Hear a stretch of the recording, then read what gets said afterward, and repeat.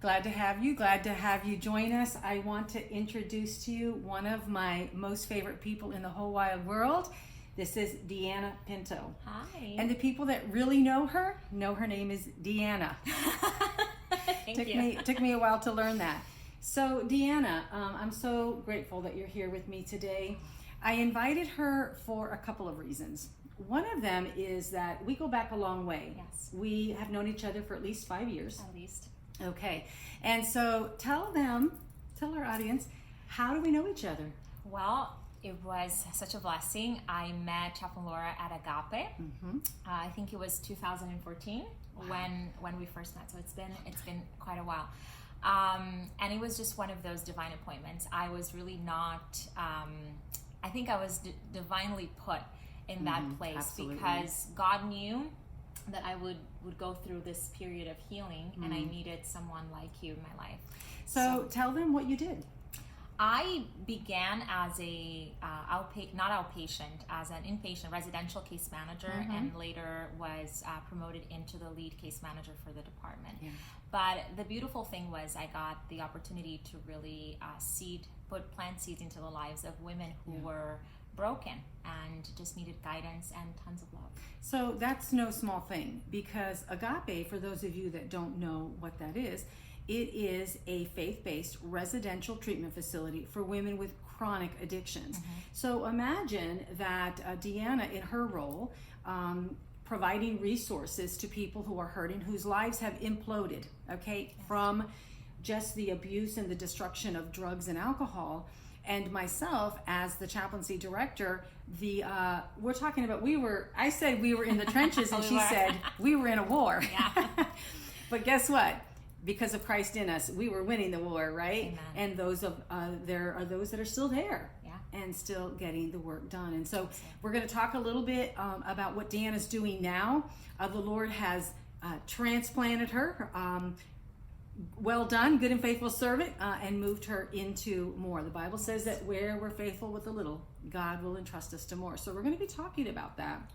I wanted to tell you there's a surprise that's going to happen at the end of this video, but I want to talk about what Deanna is accomplishing today. Tell us about what you're doing.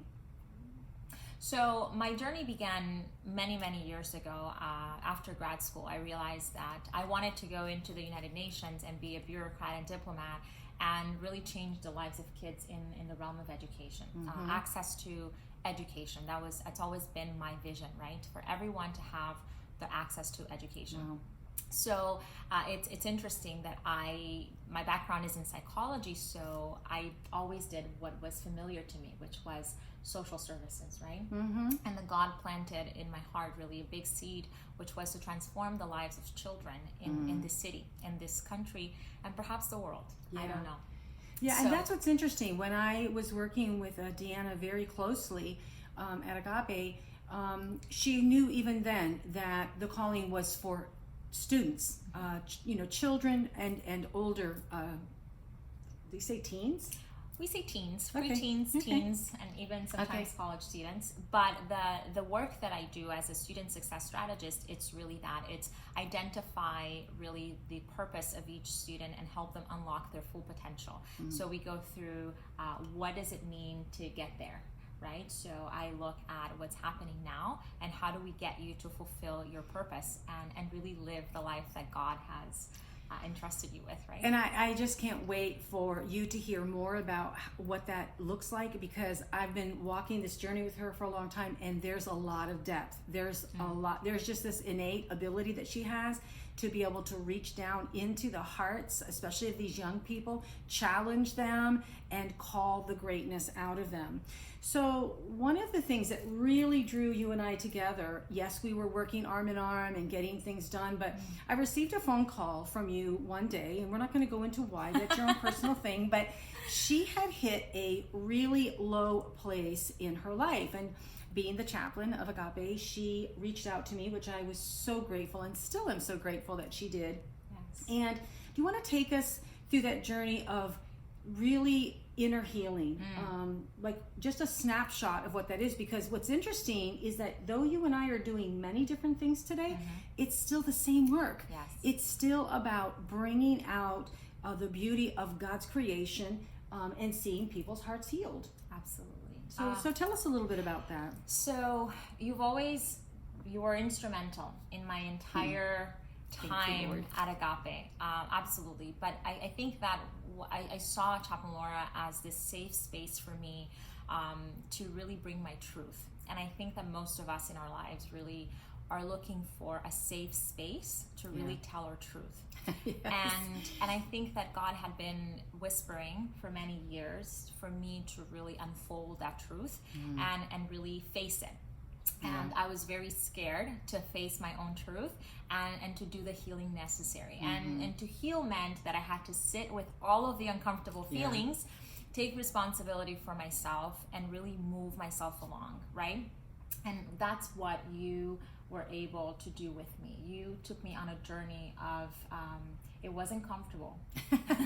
As a matter of fact, it was a bumpy ride. But that's really what it meant for me. It meant that you held my hand and said, we are going on this journey together. And there will be days where you'll have good days and days that you will have bad days. But with the grace of God, we will find the truth. We will sit with it. We will unpack it. And you'll be able to get to the other side. Amen. And that's just what happened. You know, it takes one to know one. You know how I knew that is because I had lived that. I'd lived it myself, and I had taken enough people on the other side. I've always likened inner healing to kind of being on the other side of a raging wild river and yelling, come on over, you won't drown, you know, and really coaching people to come over. And you were one of the most malleable, students, I might say, I've ever had. And I mean that in a very good way. You know, when we're going through a traumatic and a dramatic and a heartbreaking time in our life, it's very easy to become bitter. And we began to really work through the steps of inner healing. And one of the things I was always amazed is that there was no bitterness in Deanna. And honestly, I think the average bear would have said, you know, girl, you have a lot of reasons to feel bitter. But she refused to go that route. And oh my goodness, I look at you all these years later and I say, you made the right decision because your life is a sweet fragrance. So one of the exercises that I had us doing is I took her through the book, The Master Gardener. Sometimes you just have to start somewhere. And I have always, taken the book and given it to a woman and said, I want you to read this. I want you to underline what speaks to you so that then we would have some place to start about what do I need to begin to look at when we think about what's going on in your heart. So I was so touched you brought your book today. I did. Yeah, do you have it? It's right there. Okay. No, it's not. Okay. So here's the new cover, which we're going to be giving away a free copy. But also here's the original cover. So do you want to share something that was particularly meaningful to you out of The Master Gardener in your time of pain? So this book changed everything for me in terms of pain, because I never seen pain in this way. You really took us through a journey in the garden and how, when we take care of our garden, right, we blossom. And when we don't, then we begin to create weeds, right? Probably the most impactful thing for me in this book was when you talked about roots and attending to our roots. And so I knew that a lot of my healing had to do with me looking back into my childhood. It meant that I had to go back into my foundation and really understand what my core values were, understand whose I was. Amen. And then just really growing from there. But I think that probably when I got to that part, I just wept and wept and wept and said, wow, I had to really get to think about my roots and what was the foundation? What life was I creating? You know what I love about this book, The Master Gardener? I wrote it out of an experience of my own deep inner healings over the years. It's a parable. It's a simple parable that takes place within a garden, and there's only two characters. There is the gardener, and there is the uninvited guest, and everything that's in it is just about the simplicity. It's the simple message of God's truth, but yet it's very profound. And I appreciate that it pierced you to a place where many, many tears came. And it was through a simple truth initially of just like, what are my roots, and what are my roots grounded down in? Yeah. One of the things that Deanna and I did, and I'm going to say it to you, is that a lot of times we focus on the symptoms. Yes. And we don't get down into the root. We focus on the fruit, but we don't focus on the root. So we're going to be talking in the other videos that will come. We're going to be talking about the work that you do with students, because honestly, I am fascinated by it.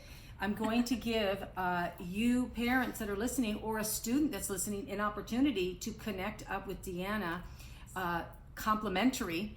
And but before I do that, I want to ask you, who would you recommend this book, A Master Gardener? This book is really, I think that teens should begin to read it. I think that anyone going through transition should read it. Anyone, really, men, women, teenagers. I think that this is something that I would want to have in all of the schools as a tool, as a book club, right? To have it and really begin to think, because it's really just the foundation of our lives. It's like our lives is a garden. We can either tend to it or not tend to it.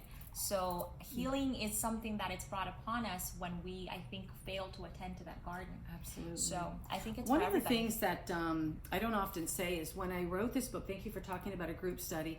It is for individuals, but it also was intended for a group study. And at the back of the book, I have questions of reflection that help a person go deeper with what was just written, so that they begin to ask themselves the hard questions.